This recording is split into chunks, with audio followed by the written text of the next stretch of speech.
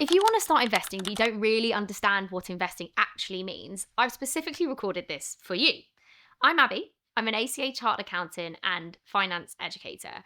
And I wanted to record this specifically for all my friends who say, Abby, how do I invest? So I thought I'll just be your finance best friend too and put this on YouTube. So what is investing? How does it work? How can it help you build wealth? And the main types of investments. So like what's a stocks and share? What is an ISA?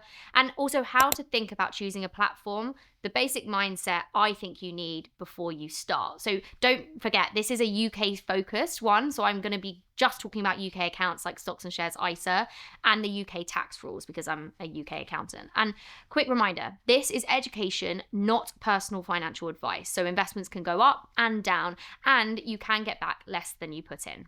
What is investing? Investing is when you put money into an asset with the aim of growing your money over time.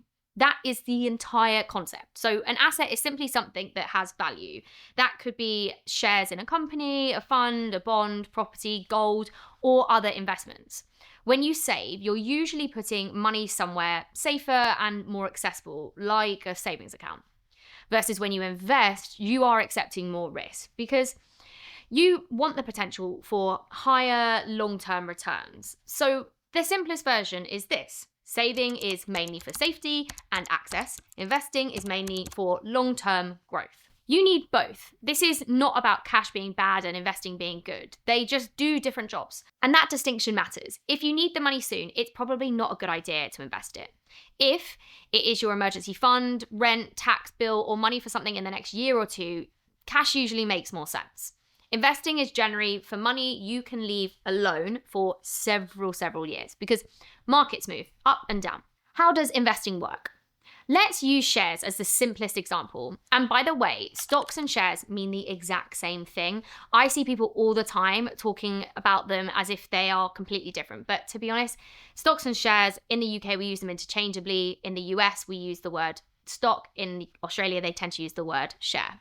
If you buy a share, you own a tiny piece of a company. If that company becomes more valuable, your share may become more valuable too. If the company does badly, the share price may fall. This is why individual shares can be classed as riskier. You're exposed to that specific business, whereas a fund is different. A fund is a basket of investment. So instead of buying just one company, let's say Ferrari, you buy one fund, let's say like a supercar fund, that might hold hundreds or thousands of companies, therefore spreading out that risk, which is called diversification. Diversification does not remove risk, but it can reduce the risks of your entire plan, depending on one company, one sector, or one country. This is why many beginners start by understanding funds or ETFs, exchange-traded funds, rather than trying to pick the perfect individual share, because you can't. How do you make money from investing? There are two main ways you can make money from investments. One is capital gains. Two, income, also known as dividends. A capital gain is when you sell an investment for more than you paid for it. For example, if you invest £100 and later it's worth £130, that £30 increase is a capital gain. Income, on the other hand, is money paid out by your investment. With shares, it's often called a dividend. A dividend is when a company pays some of its profits to its shareholders. Some funds pay dividends out to you. These are often called distributing funds. Other funds automatically reinvest the income back into the fund. These are often called accumulating funds, ACC and DIST. For long-term wealth building, reinvesting can be powerful because your returns can then start earning returns. Yeah? That is compounding. A simple example of this, for instance, if you invest £100 a month, that's £1,200 a year. On its own, great. But if that money is invested and the growth is reinvested, the pot has a chance to snowball over decades because the growth can start producing more growth. Compounding is not instant. It is super slow at the beginning, but over long periods, it becomes very powerful. So why invest at all? The main reason people invest is to build wealth over the long term. And when I say wealth, I don't mean yachts and being ridiculous. I mean having more options, more security, and more choice in your future. So cash is important. I like cash specifically for my emergency fund, my FU fund, and those short-term goals. But cash does have one big problem: inflation. So inflation means prices are rising over time. So if your money is not growing enough to keep up with the rising prices, it loses purchasing power. For example, if inflation is around 3%, something that costs £100 today will cost about £103 a year later. It sounds minimal, but over years, it quietly chips away at your cash, what you can actually buy. So investing gives your money the potential to grow faster than cash over the long term, because instead of your money just sitting there, it's connected to assets that can grow, produce income, or, become more valuable. But the trade-off is risk. Some years, your investments may be up. Some years, they may be down. That is normal. The aim is not to avoid all risk. The aim is to understand the risk you are currently taking and make sure it matches your goal and timeline. What should be sorted before you invest?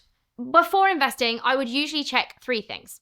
First is your expensive debt. So this is the protective older sister in me coming out here. But if you have like a credit card debt or high interest debt, the interest on that debt may be higher than the investment return you could reasonably expect from investment. So dealing with that first can be a better financial decision. I'm obviously not telling you what to do here. But secondly, is your emergency or your FU fund.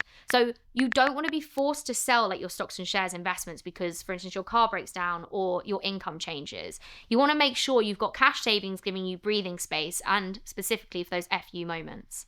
Thirdly, your workplace pension. So if you're employed and your employer contributes your pension, which in the UK it's called auto-enrollment, understand that is part of your overall pay package. And please don't ignore that, because you could be rushing to open an investment account and then leaving money on the table in your salary. The main types of investments.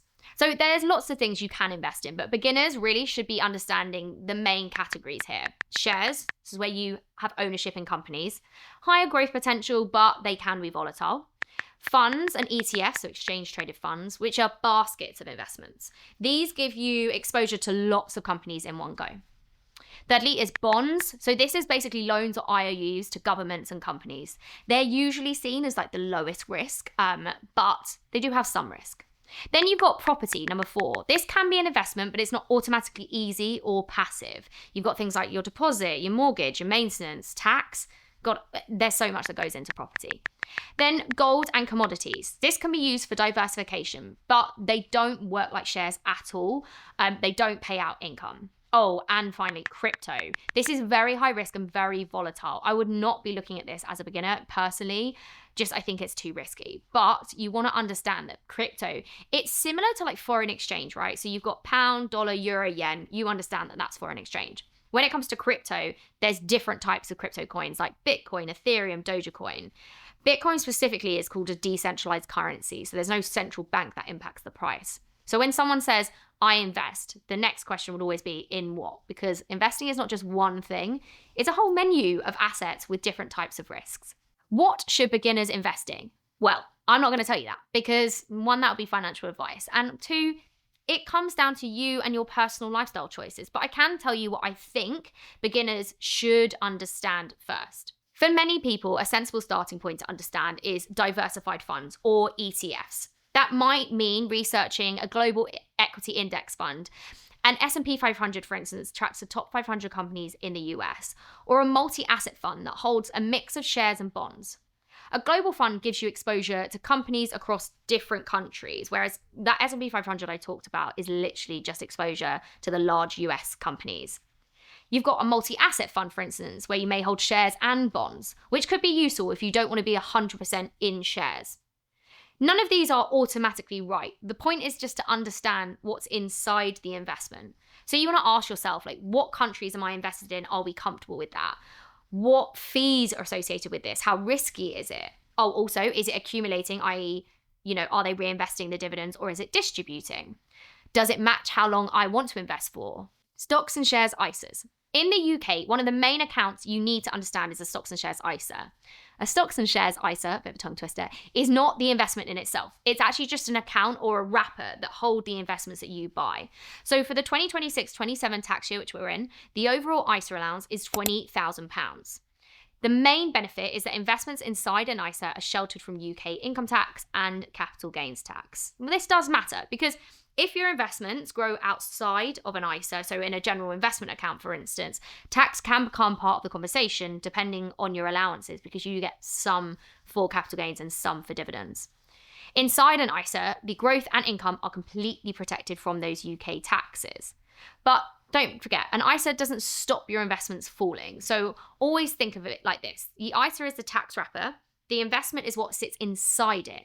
Saying, I have a stocks and shares ISA is step one. The next question is, what have you invested in inside the ISA? And don't forget, it's a 20k allowance across all of your ISAs, not just 20k in each ISA. So if you've already used, let's say 10k in your cash ISA, you only have 10k remaining for the rest of the tax year in a stocks and shares, for instance. If you have any questions though, please don't forget to put them in the comments below, because I'll be there to answer them.